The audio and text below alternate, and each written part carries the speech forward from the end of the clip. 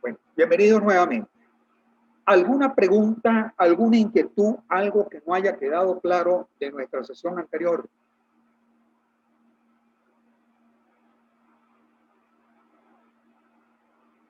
Algo que requiera mejor explicación.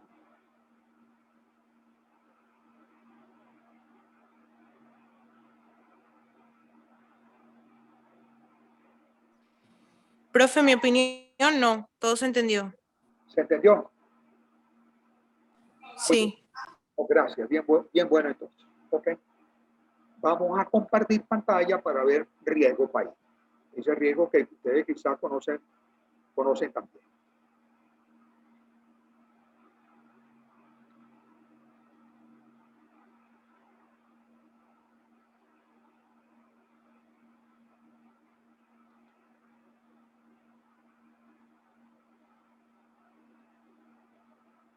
¿De qué se trata el riesgo país? Es un riesgo derivado de la eventualidad que surge cuando un Estado soberano se ve incapacitado de cumplir con sus obligaciones con algún agente extranjero por razones distintas a los riesgos usuales que surgen de cualquier relación de carácter crediticio. Concepto bastante largo. ¿Qué es lo que quiere decir con tantas palabras? Ya nosotros vimos que existe un riesgo de liquidez, un riesgo de mercado y un riesgo de crédito. Cuando un país, no es cierto, un país no puede pagar o se tema que no puede pagar por razones distintas a estas, decimos que el riesgo es riesgo. Entonces, es una apreciación, si se quiere, predecible y objetiva, pongamos por caso. Nosotros podemos decir que es comparar los países del mundo. ¿Quién puede tener menos riesgo país? ¿O quiénes podemos tener más riesgo país? ¿Dónde es más seguro invertir? ¿Es más seguro invertir en Europa y en los Estados Unidos que en el Asia, el África o América Latina? ¿Quién tendrá el mayor índice de riesgo país?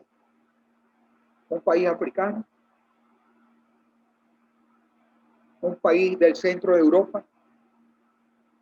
¿Canadá? ¿Los Estados Unidos? ¿Qué piensan ustedes?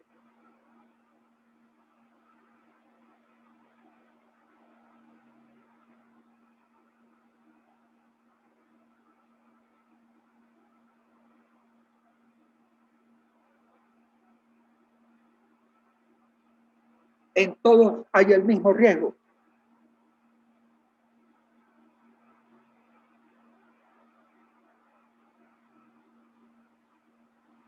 Sería para nosotros indiferente si tuviéramos algo de dinero invertir en cualquier parte del mundo.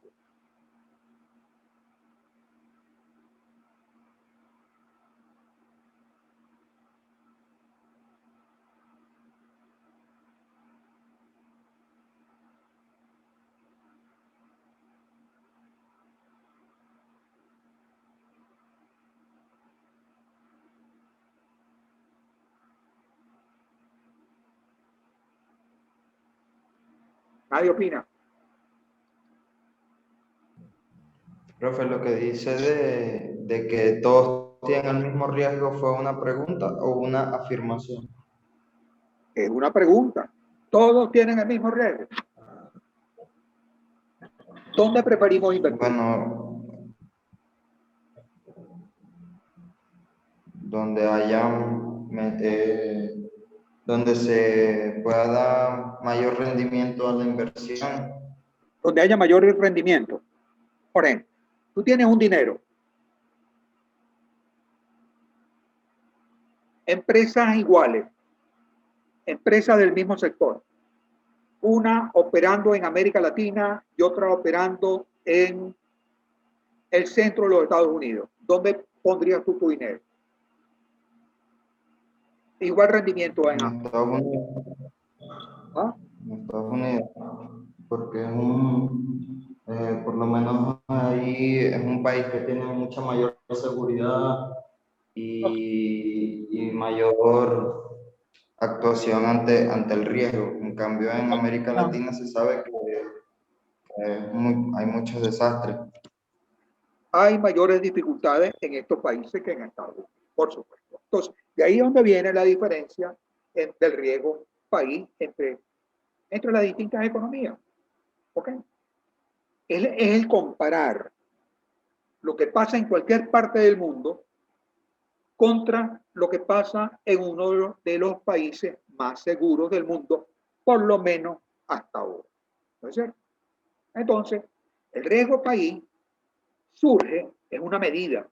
Riesgo país también va a ser una medida que surge de la comparación del riesgo que tienen las demás economías contra el riesgo que tiene un país tipo, vamos a llamarlo tipo Estados Unidos. ¿De acuerdo? Entonces, vamos por ahí. Gracias por tu participación.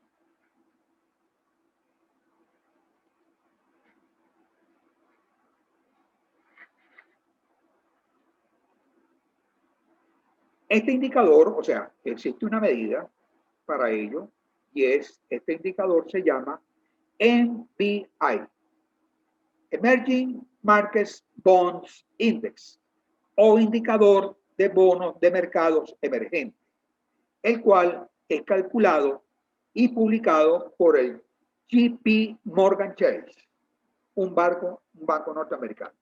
Este banco norteamericano inventó un índice, ¿no? ¿Sí? Y este índice es utilizado hoy en cualquier parte del mundo. Y entonces ahí se miden los distintos, vamos a llamarlo, los distintos riesgos que tienen los países. ¿De acuerdo? Entonces, veamos de qué se trata. Forma de cálculo. Es un indicador que resulta de la comparación de la tasa de interés que ganan los bonos de una determinada economía con respecto a la de otro país donde el riesgo es mínimo. Por ejemplo, Colombia saca unos bonos, el Estado colombiano, el Estado, ¿no es cierto? Que el Estado garantiza el pago. Saca unos bonos al mercado. Y esos bonos salen a una cierta tasa de interés. Entonces se dice que el MBI va a ser la comparación de esa tasa de interés que van a ganar los bonos colombianos contra la tasa de interés que pagan los Estados Unidos, donde el riesgo es mínimo. Estamos comparando el riesgo colombiano contra el riesgo de los Estados Unidos. ¿Ok? Expresado en lo que el mercado dice, que es la tasa de interés, oye, que es aceptable para poder colocar esos bonos. 5% en uno de los países, pongamos por caso, 1% en otro. ¿Cuál es la diferencia? 4. 4 puntos. Aquí esos 4 puntos, ya lo vamos a ver más adelante, se habla de 400 puntos. Le agregan 2 ceros. Entonces, a esos puntos son 4 puntos de diferencia en tasa de interés, significa 400 puntos. Pero es la comparación de la tasa de interés que pagaría un Estado con respecto a la tasa de interés que paga otro Estado. Venezuela, hoy, para conseguir dinero en el exterior, qué tasa de interés debería pagar en comparación con la tasa de interés del mercado norteamericano? No es una pregunta, solamente un comentario. Mire, Venezuela dejó de pagar la deuda que se le venció en el año 2019. Ya vamos por ahí. Venezuela no tiene las mismas exportaciones que tenía en el año 2017.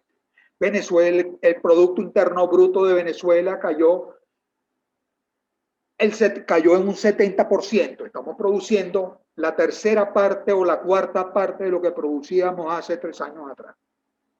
Todas esas son cosas que van contra del riesgo país venezolano.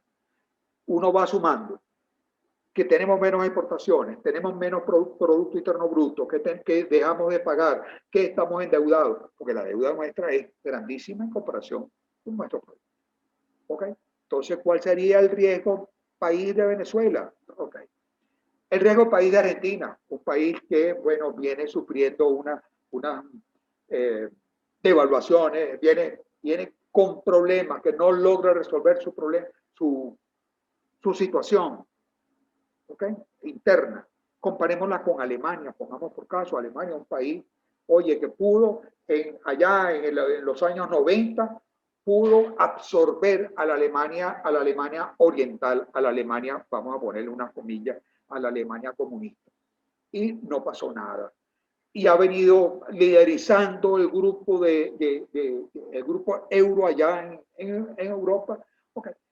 ¿Es comparable una economía latinoamericana con estas economías? Porque ¿cuál debería ser el riesgo país de Alemania en comparación con el riesgo país de Argentina o de Venezuela? ¿Okay? Entonces son cosas que nos dan para pensar.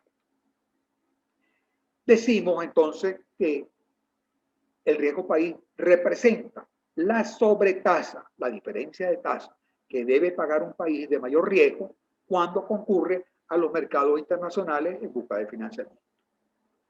México, así, tiene que pagar 7 puntos más que los Estados Unidos si va a buscar financiamiento en el Fondo Monetario o en cualquier otra parte. Tiene que pagar 7 puntos, 700 puntos básicos, ¿ok? Que es lo que estamos hablando de agregarle los 12. Y así cualquier país. Ya vamos a ver las tablas aquí de los rankings que hay a nivel mundial. ¿De acuerdo?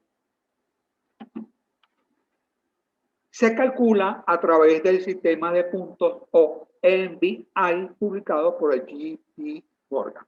¿Ok? Veamos esas tablas. Aquí tenemos dos valores. ¿No es cierto? Lo importante no son los valores que había, sino las diferencias de los valores entre un país y otro. Croacia, un país europeo, 43 puntos básicos. Ecuador, país latinoamericano, 826, 200 veces más.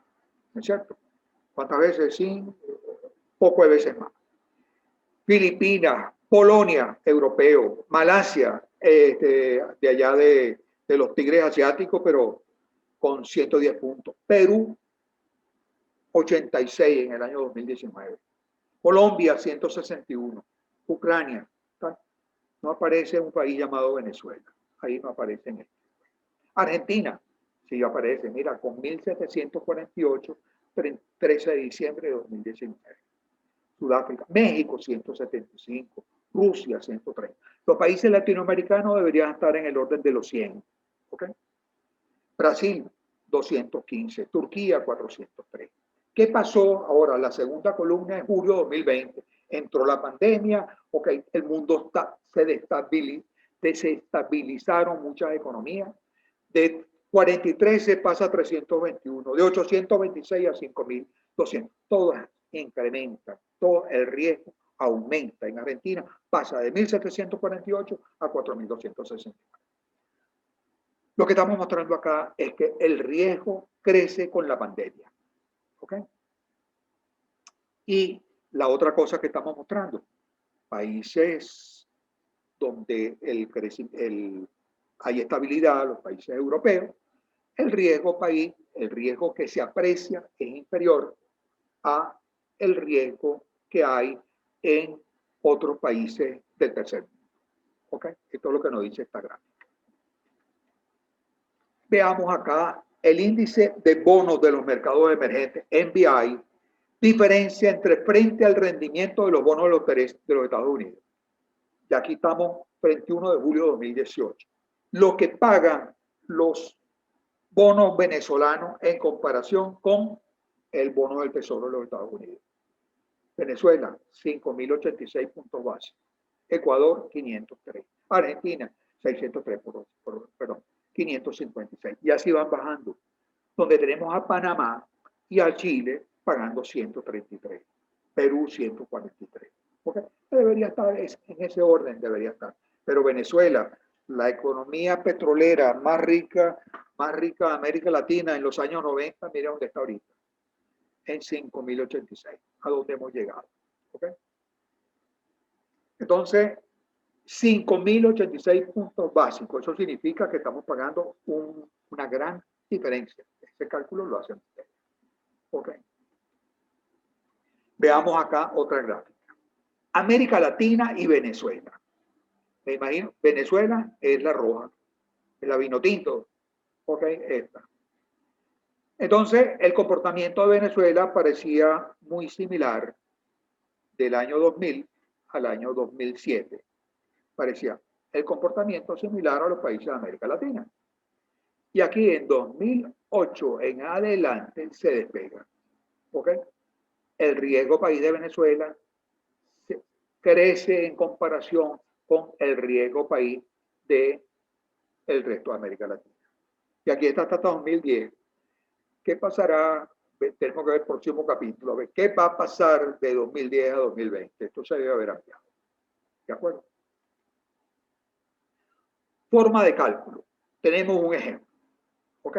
Supongamos que el NBI, ese que calculó el JP Morgan, para el 15 de septiembre de 2012 fue de 750 puntos.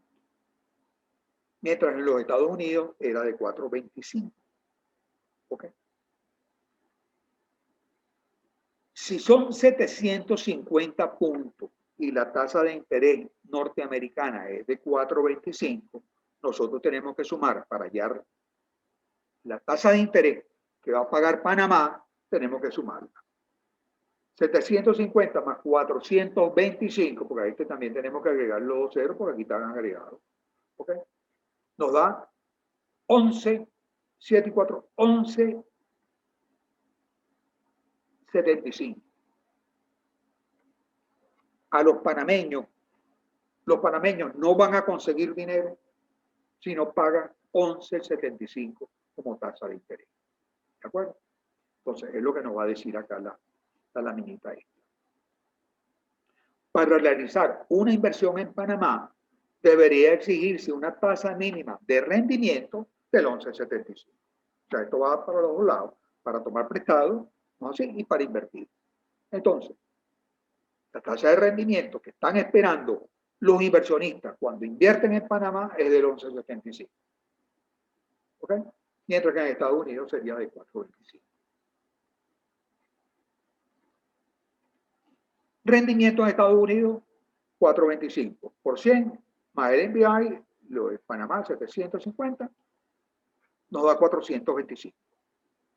Más el NBI, 750, 1.175 puntos, que lo dividimos entre 100, nos da 11.75. El NBI trabaja en puntos, ¿no es cierto? Estos puntos que es la tasa de interés, y le agregaron 2 ceros. ¿De acuerdo? Ok. Veamos a nivel mundial, más o menos, un cierto bosquejo de lo que es el riesgo país. Esto que está en verde acá, en Australia, Islandia, Estados Unidos, este que también tiene un cierto verdor, ¿ok? Este es Alaska. Esto pareciera, igual que esto, pareciera muy seguro. Son los que tienen el menor riesgo país. ¿Ok? Riesgo país intermedio. América Latina, con su color amarillo, tirando a marrón. ¿Ok? Los países de la China, la India. Mira, aquí tienes Japón en verde. ¿Ok? Y lo que está en otros colores, como este vino tinto que tenemos acá, estos países africanos que están del mismo color, algunos países asiáticos también aquí de Asia Menor, que llaman el Asia Menor. ¿Ok? Entonces tienen un riesgo país más grave. Va desde el verde este que tenemos acá, ¿no es cierto? Tipo Noruega, tipo Suecia, hasta la vino tinto esta que tenemos acá, que está en países como estos. ¿De acuerdo? Entonces, riesgo país es el riesgo que tiene que se, o sea, que deriva, porque de la situación esa que un país no puede pagar su deuda, pero no porque tenga problemas de crédito, no, no, es que por razones distintas a esas que conocimos de los tipos de riesgo. ¿Okay? Vemos cómo se mide, vemos que es la comparación entre una tasa de interés y otra tasa de interés, decimos que es una sobretasa, y además de eso decimos que es algo creado por el JP Morgan Chase, el MBI, así que nos permite identificar el riesgo país de de las distintas economías. Preguntas con respecto a esto del riesgo país.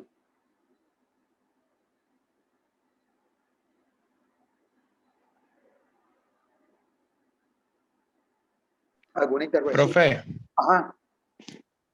el banco que usted está mencionando es el banco Chase, ¿no? El del logo azul, que es americano, que creo que también está en Argentina.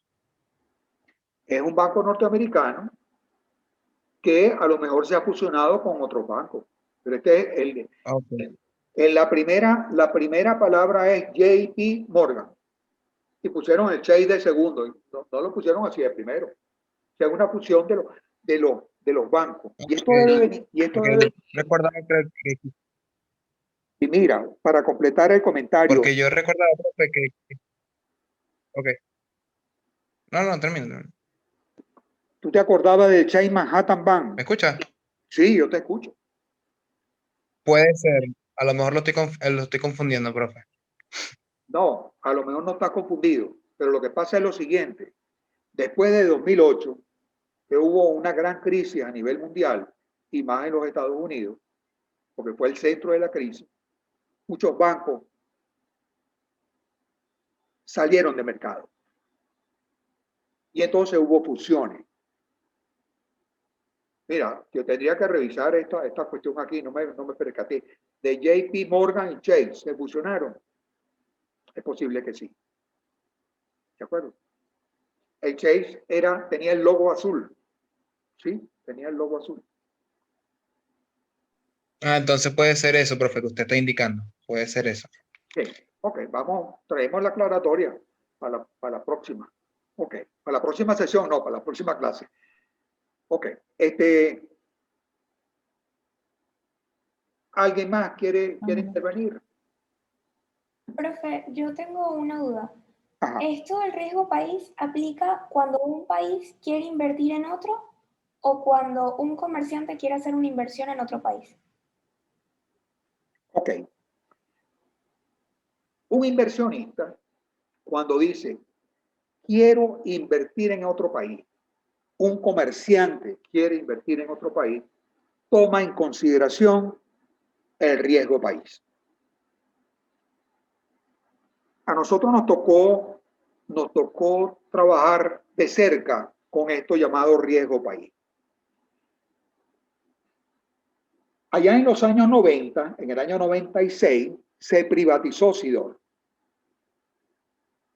Se privatizó Sidor, vinieron una empresa argentina, vino a Sidor y invirtió en Sidor. Compró, o sea, sustituyó al Estado en Sidor.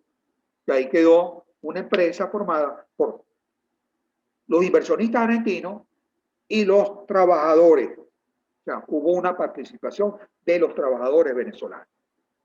Eso fue una privatización que se hizo de esta industria llamada Sidor, años 90.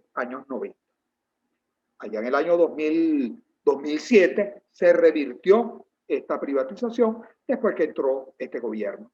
Y se le pagó su dinero a los argentinos quedaron tranquilos, se fueron y otra vez volvió a ser propiedad del Estado, Sidor. Pero no era eso a lo que me iba a referir. En el año 97, después que se hace la privatización de Sidor, se dice, vamos a privatizar el aluminio. Y entonces se comienzan a hacer los estudios internamente para privatizar el aluminio. Y vienen las ofertas de los inversionistas extranjeros, inversionistas de cualquier parte del mundo, Europa, Estados Unidos. No me acuerdo si vino algo asiático, a lo mejor de Japón, no sé, pero vinieron distintas ofertas. Me acuerdo yo que estábamos haciendo los cálculos cuando vamos a traernos las inversiones a valor presente. Vamos a traer los valores de lo que tenemos en el aluminio. Alcasa, Benalum, Bauxilum, Carbonorca. Todas las empresas se iban a privatizar. Yo me acuerdo que estábamos trabajando con una tasa de, no me acuerdo si era del 15%, vamos por caso. Y estábamos haciendo nuestros cálculos con el 15%. Y llegaron los señores que querían comprar, decían, yo no aplico el 15%. Aplicaron 10 puntos más arriba. Porque cuando estábamos hablando de 15%, no estábamos incluyendo el riesgo país de la Venezuela de aquel entonces. Entonces pidieron, mire, modifiquen sus cálculos. ¿Ok? Aquí tienen que hacer los cálculos que ustedes, lo que quieren hacer, de actualizar los rendimientos que pudiera generar o la producción, la operación de Alcasa y Benalum, y de las otras dos, tienen que hacerlo con una tasa de descuento del 25%. No aceptamos que sean los valores calculados al 15%. Y en efecto, ok, es razonable. El inversionista quiere considerar el riesgo, todo el riesgo país, todo lo que significa invertir en un determinado país que no tiene las mismas condiciones, vamos a llamarlo, que un país europeo, que un país norteamericano. Y de hecho, iban a invertir en Venezuela, año 97. Y en el año 99 cambia el panorama. ¿Cuál era el riesgo que estaban corriendo? Era solamente 15 puntos más, 10 puntos más. Era dejar preso la inversión que ellos iban a realizar aquí en el país. Era dejarla presa aquí en Venezuela. Después de eso no la iban a poder sacar. ¿Okay? Entonces, es el riesgo. Riesgo país es el riesgo que corre un inversionista cuando va a colocar su dinero en un país que no es el de él. Es el riesgo que corre un banco cuando le va a prestar a una empresa en un país, ¿no es así? Que no es el de él, que no es del banco, que no es la sede del banco. Entonces ellos tienen que hacer sus cálculos porque están corriendo un riesgo. O sea, el riesgo de todas las operaciones que significan enfrentar a ese país, sede de una inversión, sede de un préstamo. ¿Aclara la pregunta? ¿Te aclara? Sí, profe, gracias. Ok. Mira, nos vamos para la tercera de nuestras sesiones. Si no hay nada más. ¿Hay alguien más que tenga alguna pregunta?